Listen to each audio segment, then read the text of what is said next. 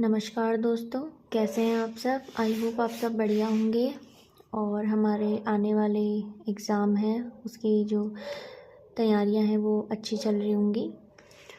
तो आज मैं आपके सामने लेकर आई हूँ हिंदी का टॉपिक वर्णमाला, जिसके बारे में हम आज पढ़ने वाले हैं।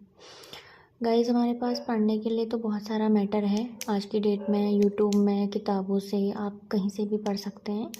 लेकिन होता क्या है, हमें एकदम सारी चीज़ें समझ में नहीं आती हैं और कई बार ऐसा होता है हम बहुत कंफ्यूज हो जाते हैं कि हमने क्या पढ़ना है, क्या नहीं पढ़ना है।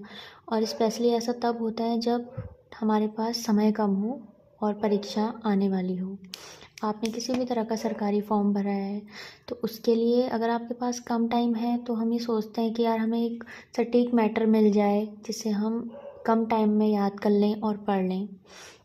तो इसलिए गाइस, मैंने जब तैयारी की थी तो मैंने अपने पास कुछ नोट्स बनाए हुए थे और अभी भी मैं उनमें काम कर रही हूँ। तो मैंने ये आपके सामने लाने का प्रयास किया है।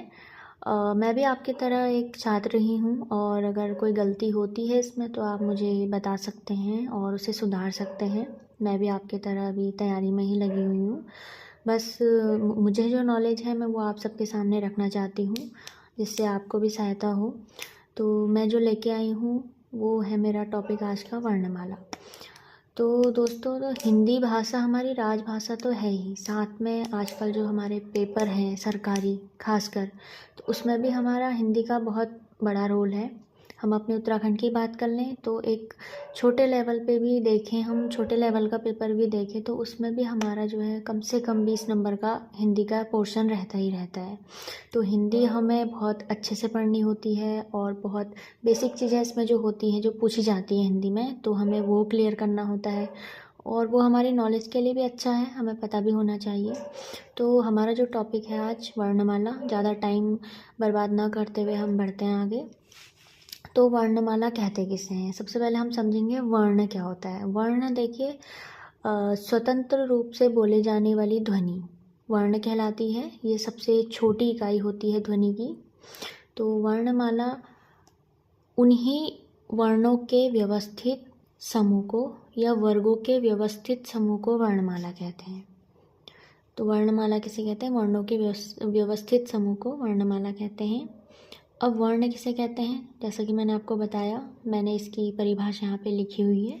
भाषा की सबसे छोटी इकाई ध्वनि है तथा इसी को वर्ण कहते हैं। आप ध्वनि कहें या आप भाषा कहें, भाषा की सबसे छोटी जो इकाई होती है वो दोस्तों वर्ण होता है। हम उसे ही ध्वनि भी बोल देते हैं। इसमें कोई स्वर मिला हुआ नहीं होता है। ये अपने आप में अलग एक ध्वनि होती है जो स्वतंत्र होती है। और इसके बाद इन वर्णों में ही जब हम स्वरों इन वर्णों से ही हमारे स्वर और व्यंजन बनते हैं। उदाहरण के लिए राम, तो राम में अक्षर कितने हैं, 2। देखा जाए तो राम में अक्षर कितने हैं, 2 हैं, र और म। और अगर हम इसमें वर्णों की बात करें तो यह केवल र नहीं है और ये केवल म नहीं है।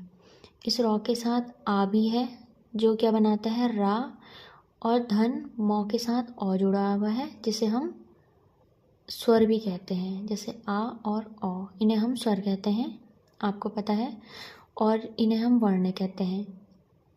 वर्ण स्वर और व्यंजन दोनों होते हैं बेसिकली, लेकिन होता ये है जैसे हम र है, र के साथ अगर हम स्वर जोड़ रहे हैं आ तो ये मिलकर रा बनता है। जैसे म वर्ण है, म के साथ हम अगर औ स्वर जोड़ते हैं तो ये माँ बनता है।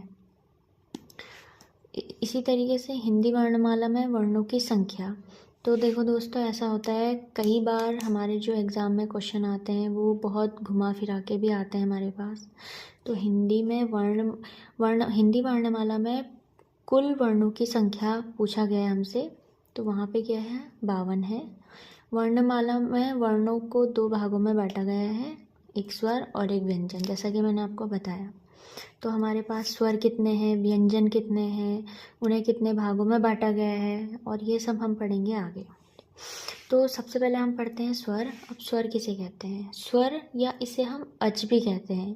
कई बार ऐसा हमारे पुराने जो प्रीवियस ईयर के क्वेश्चंस हैं उनमें आया भी है अच।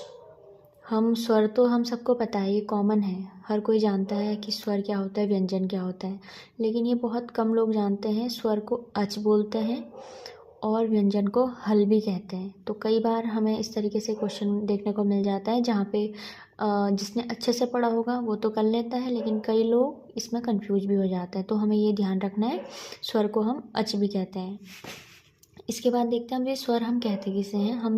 वैसे हम सबको पता है, हम अ आ इ ई इन्हीं को स्वर बोलते हैं, लेकिन अगर एक हम प्रॉपर बात करें परिभाषा की कि हम स्वर किसे कहेंगे।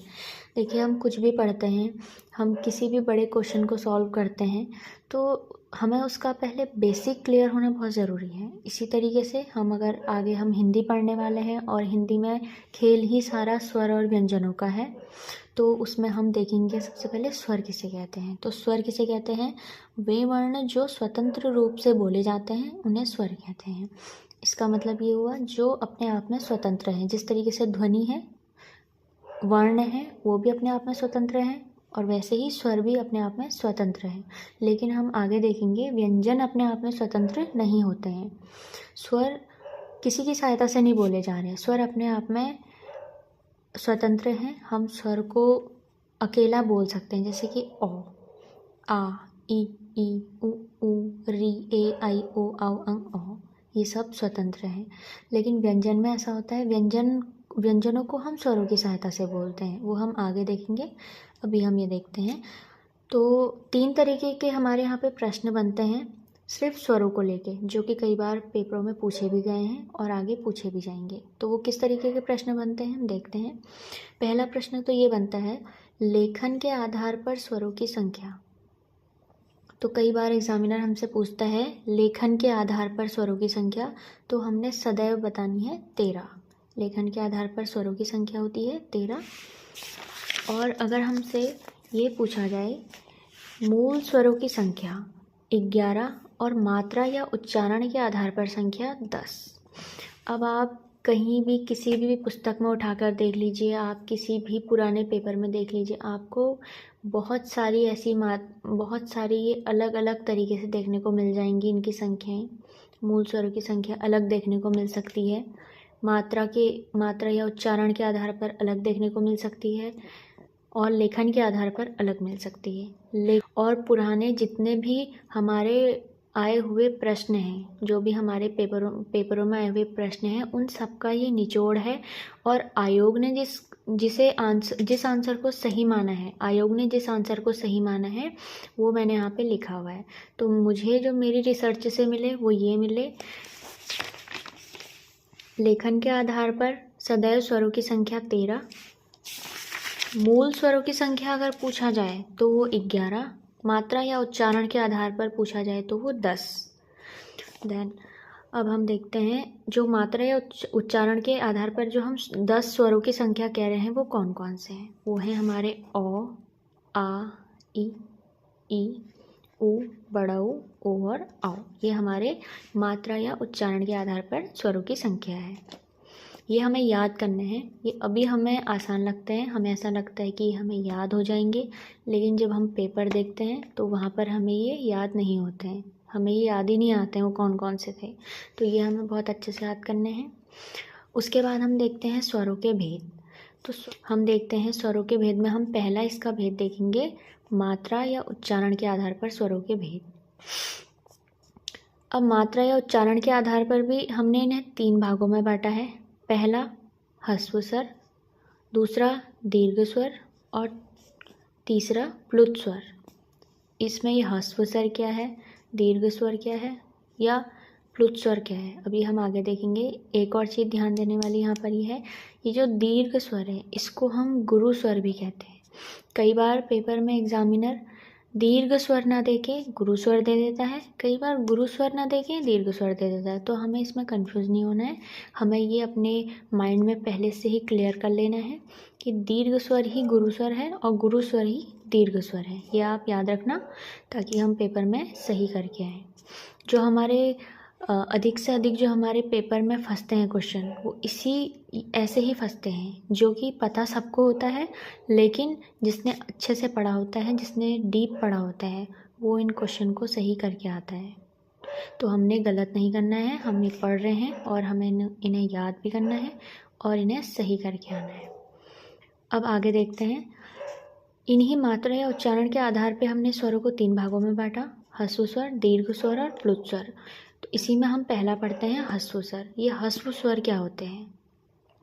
बहुत से लोगों ने तो ये पढ़ा भी होगा क्या होता है, बहुतों ने सुना होगा और बहुतों को ये नहीं पता होगा। हम इसके बारे में देखते हैं। ह्रस्व स्वर क्या है? वे स्वर जिनके उच्चारण में एक मात्रा का समय लगता है उन्हें ह्रस्व स्वर कहते हैं। बहुत आसान है परिभाषा और समझना भी कुछ नहीं है, बस ये है वे स्वर जिनके उच्चारण में एक मात्रा का समय लगता है उन्हें ह्रस्व स्वर कहते हैं। एक मात्रा यानी कि जो अपने आप में एकल होगा, जिसमें सिर्फ एक ही मात्रा है, जैसे कि ओ, छोटी, छोटा ऊ और री। अगर यहाँ पे आ होता तो वो ह्रस्व स्वर नहीं होगा, वो फिर दीर्घ स्वर होगा। क्यों? क्योंकि वो आ हमेशा ओ प्लस ओ, मतलब ओ और ओ को मिला के आ बनता है।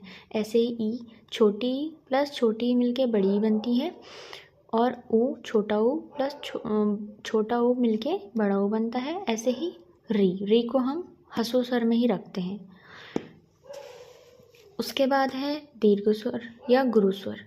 अब ये क्या होता है? दीर्घ स्वर वे स्वर हैं जिनके उच्चारण में ह्रस्व स्वर से दुगना समय लगता है। यानी कि ह्रस्व स्वर में अगर केवल एक मात्रा का समय लग रहा है तो दीर्घ स्वर में 2 मात्रा का लगेगा। जैसे कि आ, बड़ी, बड़ाऊ, ए, आई, ओ और औ। मैंने भी बताया जिसमें 2 मात्रा यानी कि जो 2 अलग अलग स्वरों से मिलके बना है, जो 2 स्वरों से मिलके बना है। जैसे कि आ हमेशा ओ और ओ से मिलके बनता है। ऐसे ही ई छोटी और छोटी मिलके बड़ी बनाती है, जिन्हें सजाती भी कहा जाता है, और यह हम आगे देखेंगे। और ऊ हमेशा छोटा ऊ और छोटा ऊ मिलके बड़ा ऊ बनाते हैं। इसी प्रकार ये हमारे दीर्घ स्वर हैं सारे। और ये आप याद रखना, दीर्घ स्वर को गुरु स्वर भी कहा जाता है। अगला है प्लुत स्वर। ये प्लुत स्वर क्या होता है? वे स्वर जिनके उच्चारण में दीर्घ स्वर से भी अधिक समय लगता है उन्हें प्लुत स्वर कहा जाता है। देखिए, सबसे पहले हमने देखा ह्रस्व स्वर। इसमें क्या था? इसमें एक मात्रा का समय लग रहा है, जिसमें केवल एक मात्रा है। जैसे ओ, छोटी ई, छोटा ऊ और री, इन्हें हम ह्रस्व स्वर कहते हैं। और दीर्घ स्वर वे स्वर जिसमें ह्रस्व स्वर से थोड़ा अधिक समय लगता है उन्हें हम दीर्घ स्वर कहते हैं। जैसे कि आ, ई, बड़ा ऊ और ए, आई, ओ और औ, ये हमारे दीर्घ स्वर है। अब ऐसे ही प्लुत स्वर। प्लुत स्वर क्या है? प्लुत स्वर में दीर्घ स्वर से भी अधिक समय लगता है। कई बार हमने ये नाम देखे होते हैं, जैसे हम लिखते हैं राम, ओम। आप अगर इसका उच्चारण भी करेंगे तो बीच का जो ओ के बाद अगर हम ओम बोल रहे हैं तो ओ के बाद जो बीच का समय है वो थोड़ा लंबा जाता है ना, ओम, इस तरीके से। तो ये जो बीच का जो टाइम है इसको हम इस तरीके से दर्शाते हैं, इसी को ही प्लुत स्वर कहा जाता है। जैसे राम, ओम, कोअपि, ऐसे बहुत सारे उदाहरण हैं हमारे, और मैंने यहाँ पे सिर्फ 2 ही लिखे हैं, ऐसे काफ़ी उदाहरण हैं। अब ये हमारा था पहला स्वर के जो हमने भेद पढ़े। स्वर के भेद में ये पहला भेद था मात्रा या उच्चारण के आधार पर। अब हम दूसरा भेद पढ़ेंगे, ये है जीभ के आधार पर। तो जीभ के आधार पर स्वर के जो भेद हैं उन्हें भी हमने कितने 3 भागों में बांटा है। पहला अग्रस्वर, मध्य स्वर और पश्च स्वर। अग्रस्वर, मध्य स्वर और पश्च स्वर। अग्रस्वर क्या है? वे स्वर जिनके उच्चारण में जीभ के अग्र भाग का प्रयोग किया जाता है उन्हें अग्रस्वर कहा जाता है। तो अब हम इनकी परिभाषाएं देख लेते हैं। अग्रस्वर वे स्वर जिनके उच्चारण में जीभ के अग्र भाग का प्रयोग होता है उन्हें अग्रस्वर कहा जाता है। जैसे ये कितने हैं? 4। हमें इस तरीके से हमें संख्या भी याद करनी है इनकी, क्योंकि कई बार एग्जामिनर क्वेश्चन ऐसे भी पूछ सकता है, स्वर के भेदों में अग्र स्वरों की संख्या कितनी है?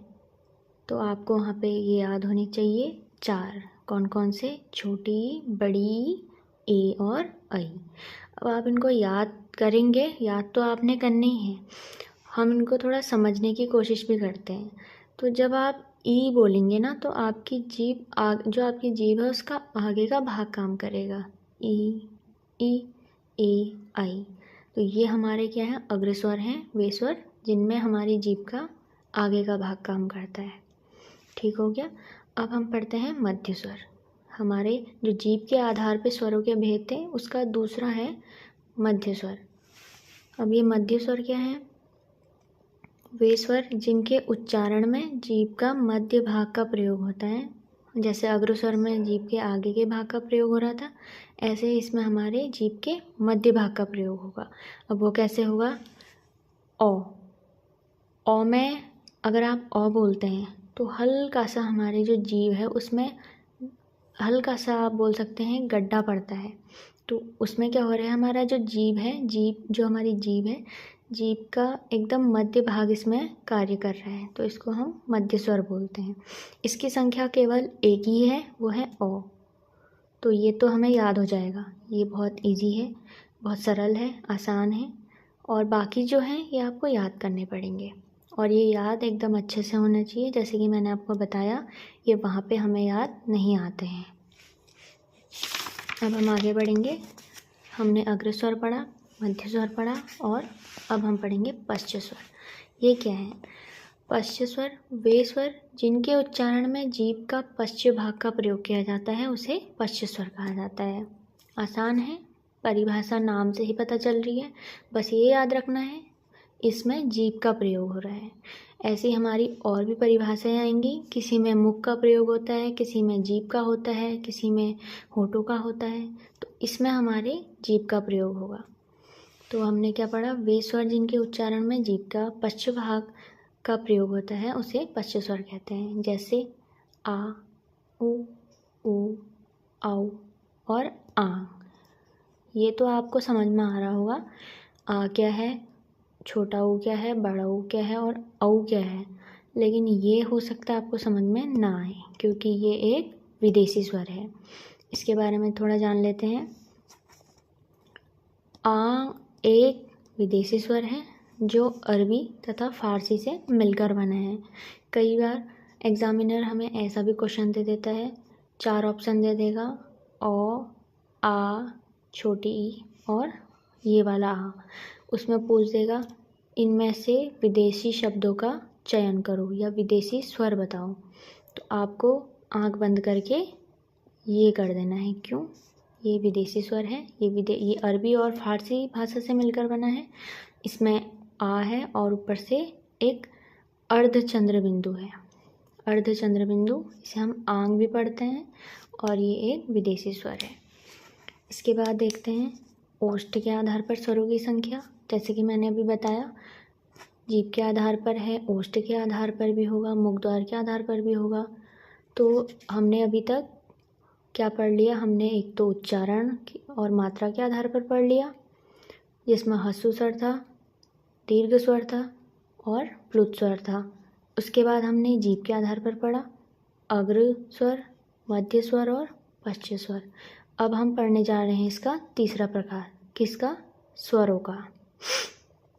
तो स्वर का तीसरा प्रकार है ओष्ठ के आधार पर स्वरों के भेद। तो ओष्ठ आप सभी को पता होगा, ओष्ठ किसे कहते हैं। ओष्ठ मतलब होता है होठ, ओष्ठ का मतलब होठ। तो होठों के आधार पर या ओष्ठ के आधार पर आप बोल सकते हो स्वरों की संख्या कितनी है, 2। वृत्तमुखी, अवृत्तमुखी कितनी है, 2। कौन कौन सी, वृत्तमुखी और अवृत्तमुखी। अब वृत्तमुखी क्या है, वे स्वर जिनके उच्चारण में होठ गोलाकार हो जाते हैं उन्हें वृत्तमुखी स्वर कहा जाता है। सिंपल है, वृत्त जिसमें गोल वृत्त बन रहा हो, और मुखी, मुख मतलब होठों से है यहाँ पर, तो वृत्तमुखी जिसमें होठों का आकार गोल हो रहा हो, वृत्तमुखी। अवृत्तमुखी वे स्वर जिनके उच्चारण में होठ गोलाकार नहीं होते, अवृत्तमुखी हो जाएंगे। सिंपल है, बहुत मुश्किल नहीं है, बस इसमें कठिन यह है याद करना कि वो स्वर हैं कौन से। परिभाषाएं तो आसान हैं।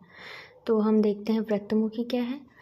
वही जो मैंने बताया, वे स्वर जिनके उच्चारण में होठ गोलाकार हो जाते हैं उन्हें वृत्तमुखी स्वर कहा जाता है। अभी कौन कौन से हैं, छोटा ऊ, बड़ा ऊ, ओ और औ। छोटा ऊ, बड़ा ऊ, ओ और औ।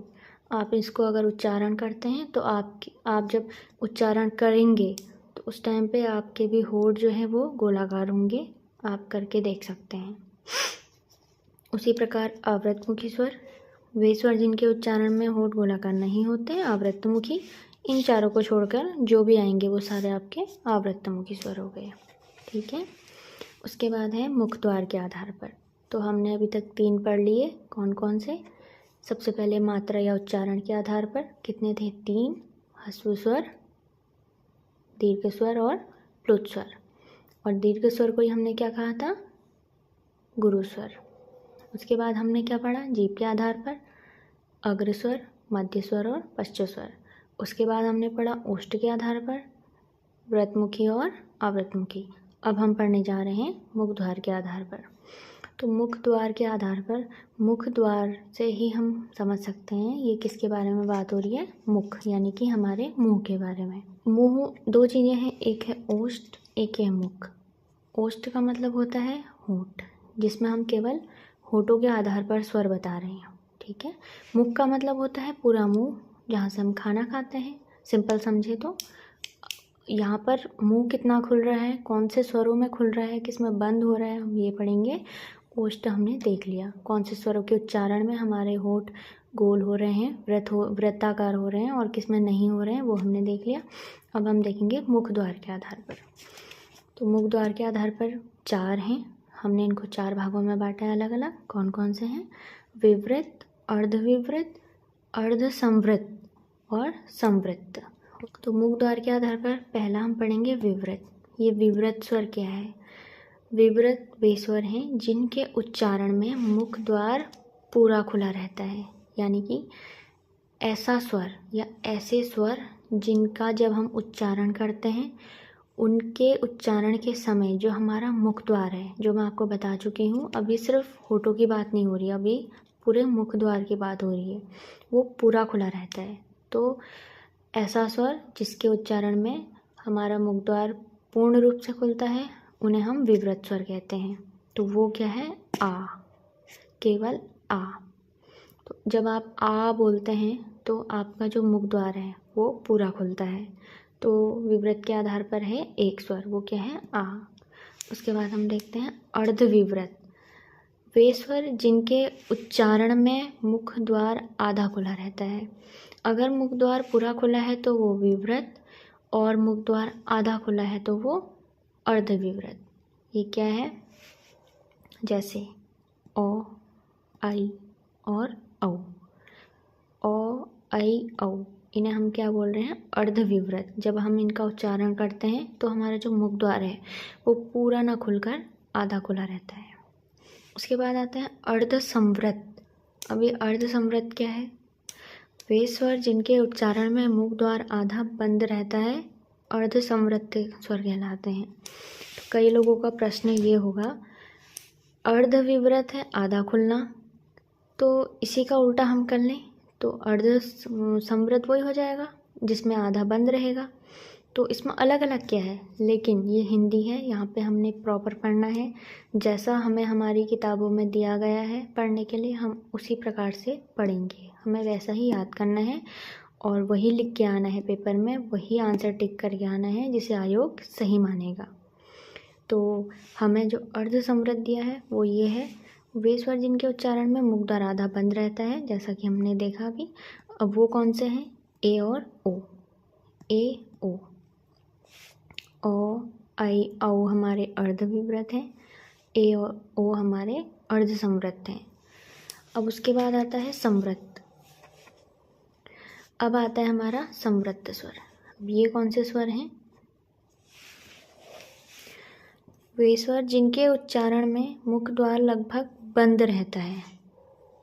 वे स्वर जिनके उच्चारण में लगभग मुख द्वार बंद रहता है, इन्हें अर्धसंवृत स्वर कहा जाता है। जैसे छोटी, बड़ी, छोटा और बड़ा हो, ये हमारे अर्धसंवृत हो गए। तो हमने पढ़ लिए मुख द्वार के आधार पर विवृत स्वर, अर्धविवृत स्वर और अर्धसंवृत स्वर और संवृत स्वर।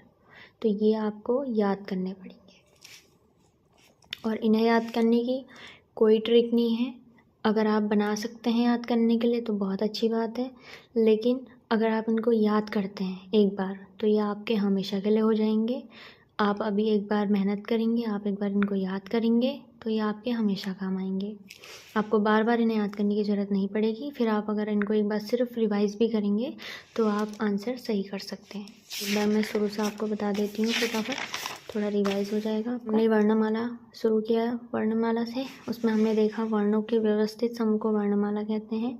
उसमें हमने पहले वर्ण को देखा। वर्ण क्या है? भाषा की सबसे छोटी इकाई ध्वनि है तथा इसी को वर्ण कहते हैं। उदाहरण, हमने उदाहरण भी देखा था राम। राम में अक्षर क्या है? र और म, 2 अक्षर हैं, जिसमें वर्ण कितने हैं? लेकिन 4 हैं। ये आपको ज़्यादा अच्छे से तब समझ में आएगा जब मैं आपको संधि पढ़ाऊँगी।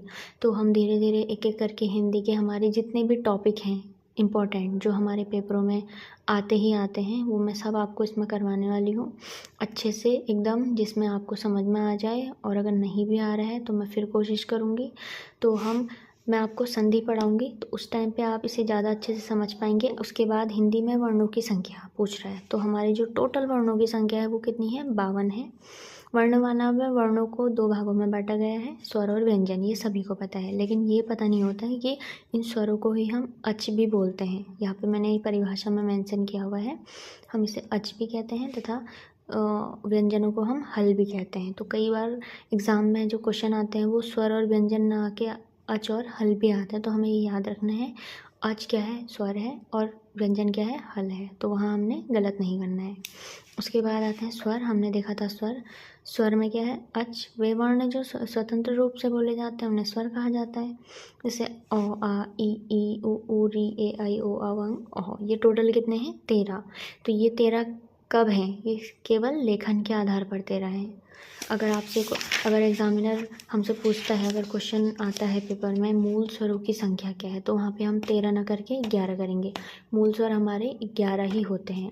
बाकी 2 हमारे अयोगवाह होते हैं, जिन्हें हम अनुस्वार और विसर्ग कहते हैं। इसके अलावा फिर हमने देखा था मात्रा या उच्चारण के आधार पर। मात्रा या उच्चारण के आधार पर केवल 10। 3 अलग अलग ये क्वेश्चन हैं, इनका ध्यान रखना आप। लेखन के आधार पर 13, मूल स्वरों की संख्या पूछेगा तो 11, और मात्रा या उच्चारण के आधार पर पूछेगा तो 10। ये 3 अलग अलग प्रश्न हैं, तीनों के जवाब अलग अलग हैं, और ये तीनों ही गलत हो सकते हैं अगर आपने गलत आंसर लिखा वहाँ पर तो, या आपने गलत आंसर टिक किया तो तीनों में से कोई भी गलत हो सकता है। तो इन्हें थोड़ा ध्यान देना आप, क्योंकि अब पेपर जो है नॉर्मल लेवल का नहीं बन रहा है, थोड़ा सा अच्छा डीप उसमें पूछा जा रहा है। तो ये पूछ सकता है, इसके चांसेस हैं, और ये पूछे भी गए हैं। मैं आपको पुराने जो पेपर हैं मैं वो दिखाने की कोशिश करूँगी, तो उसमें मैं आपको ये क्वेश्चन भी दिखाऊँगी। उसके बाद हमने देखा था स्वरों के भेद। तो स्वरों के हमने भेद में पहला भेद देखा था मात्रा या उच्चारण के आधार पर स्वर के भेद, जो हमने 3 भागों में बांटे, ह्रस्व स्वर, दीर्घ स्वर। दीर्घ स्वर को ही क्या बोला था? गुरु स्वर और प्लुत स्वर। सबसे पहले ह्रस्व स्वर देखा, वे स्वर जिनके उच्चारण में 1 मात्रा का समय लगता है, जैसे अ, छोटी, छोटा उ और री। और दीर्घ स्वर हमने देखा, वे स्वर जिनके उच्चारण में ह्रस्व स्वर से दुगना समय लगता है। तो हमने वो क्या क्या थे? आ, बड़ी, बड़ा ऊ, ए, आई और ओ और औ। और फिर हमने देखा था प्लुत स्वर। ये वो स्वर थे जिनके उच्चारण में दीर्घ स्वर से भी अधिक समय लगता है, जैसे राम, ओम, कोअपि, यद्यपि। इस तरीके से ये जो वर्ड होते हैं शब्द, इनमें जो है प्लुत स्वरों का प्रयोग किया जाता है।